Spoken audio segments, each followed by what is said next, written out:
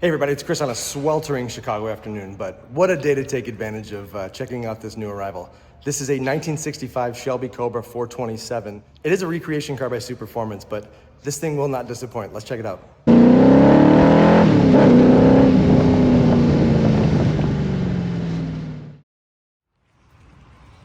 All right, this is a brand new arrival and I'm really excited that it's here. It is manufactured by Superformance, so it would be considered a reproduction, but their build quality and their commitment to authenticity is beyond any other.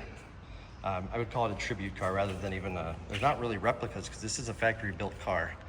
But I have been told by Ford engineers and the people who represent the Superformance brand that this car is 90% interchangeable with the original Shelby Cobras. And even so, the 10% remaining essentially are upgraded components that actually make it a better car to drive. The attention to detail on these is remarkable. All the way from the fit and finish is actually fantastic. The right badging, the driver's mirror, correct knockoffs. These are Halbrand style knockoffs. These would have been what came on the car, and especially in this form in a 427. These are Goodyear Eagle. I think they call them billboard tires. But those are from 2020, so they're actually pretty fresh and have not been used much. Pipes, body. Look at those hips. That is one of the coolest looks on any car. The windshield. So the accuracy of this is kind of a point of contention amongst the purists on these recreation cars, but this is so dedicated to stock. It's even got the winglets on the side, which came with the real ones. But again, the attention to detail. Tow hooks. The actual Lucas headlamps, which is something you don't see a lot of. I guess they're pretty expensive too. Little Cobra, they added the radiator in there, but you can see the beefy cooling lines. Around the back, these huge Goodyear meats back here. They're in excellent condition. That is one of the coolest views. It's small, it's fun, it runs fantastic, it drives fantastic. We're actually gonna go for a drive here in a minute, so stay tuned. So, you may not know, but the Cobra does have a genuinely usable trunk. I've got a oil filter here. A lot of paperwork for the car, but the tonneau cover that essentially goes over, see all these little rivets here? The tonneau goes over there so it can cover just the cockpit. Or you do have what I wouldn't call it a top, I call it a rain canopy. It's not that easy to put on, but if you get stuck, you can use it. But I just always say if it's raining, go faster. Master power switch, and you do have a tender already plugged into the battery, which is inside that compartment. So under here is a 7-liter, 427 cubic inch V8, just a powerhouse. 585 horsepower. It does go to a Tremec 5-speed, which is on a shifter that is very reminiscent of the original 4-speed you would have gotten in the original 427 Cobra. But that interior is so accurate to the originals. It even comes down to the Smith's gauges, which is a signature of the backwards speedometer, which is neat. This is your headlamp switch. This is going to be your fan, and you do have a auxiliary fan. So it's an extra fan basically to provide cooling when it's hot out. So inside you have, if you so choose to use, a 4-point harness, which is pretty cool. And you can actually see it's almost got like a patina of the originals. Let's fire it up because I want to go for a ride. All right, I'm gonna jump in just to fire it up so we can go for a spin. You can see the door panel there. There's a little handle there. I'm just gonna open it on my side, but you slide that little pin forward and wood wheel. Such a cool driving position, but this is really true to the original. The pedals are mounted very far left.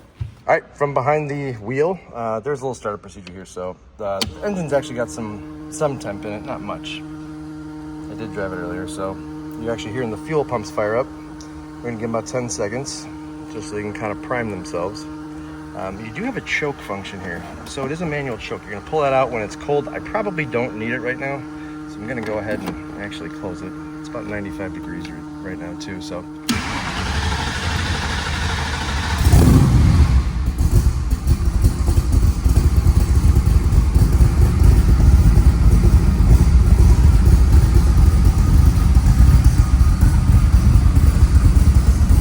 It's got a little fuel in it.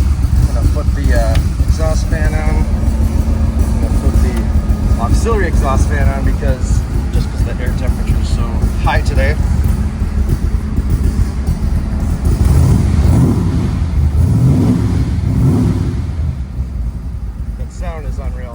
just unreal, and you can feel just the torque. I don't know if you can, I'm trying to illustrate. Can you see the steering wheel shake a little? That's just amazing. And if you can hear me talk over the revs, you can kind of tell that my voice disappears because of how loud it really is.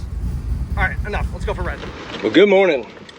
Let's get these antiquated belts on. We do have harnesses. I'm not going to put those on for the drive today, but because we're not going to go that crazy. All right, startup procedure on this. You're in neutral. I'm going to turn the ignition on. You can hear the fuel pumps actually fire up.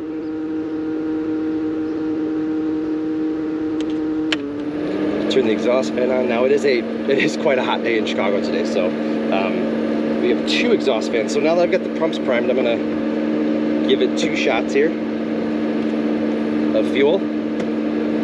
Got a manual choke here. Now the engine is actually warmed up, so I really don't need the choke.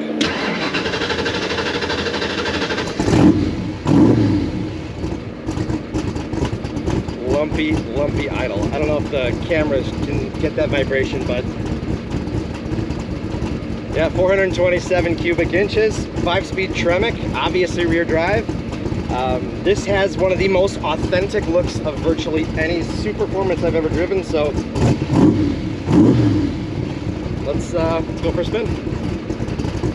So before I start off, I want to let you know you do have to give it some throttle in first gear. It's you know, there's a lot of torque in this engine, but first gear doesn't like fully engage until you're a little bit out of the, like, you're going 10 miles an hour essentially when you're idling in first, so you're gonna have to be a little bit more modulating. But it is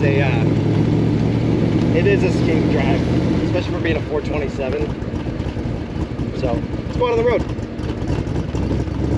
Clutch lets out really nicely. Manual steering, obviously. Shifter's awesome. First impression, obviously you can see where I'm sitting. These doors cut nice and low. I've got this here. Instant torque. I mean instant. So it weighs about 2,600 pounds. But just cruising, I'm going 40 miles an hour. You know, it's pretty serene. It does ride nice. Believe it or not, the factory spec tire pressure is 18 pounds.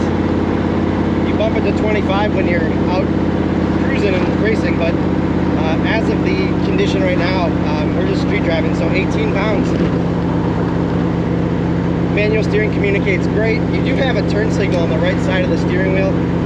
That would be accurate to the AC Bristol, which is what the Shelby Cobra is based on. You can Google AC Bristol.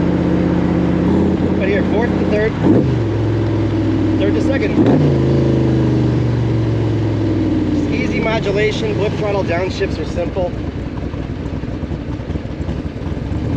Here's some kind of easy acceleration here. We'll go up to 5th first, 2nd, 3rd, 4th, 5th. Cruising at about 55. So even in 5th though, the torque is incredible. It doesn't sound like it because you're at low revs, but you've got this massive motor making huge power, so knowing you don't have to overcome a lot of weight, it's real easy.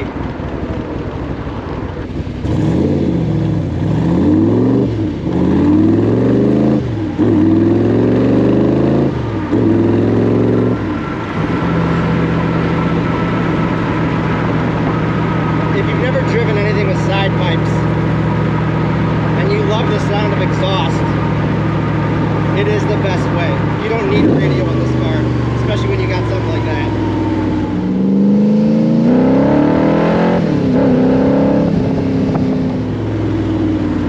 I'm going to run you through 2nd gear. I just want you to get the sound of what this sounds like. Ready? Here we go.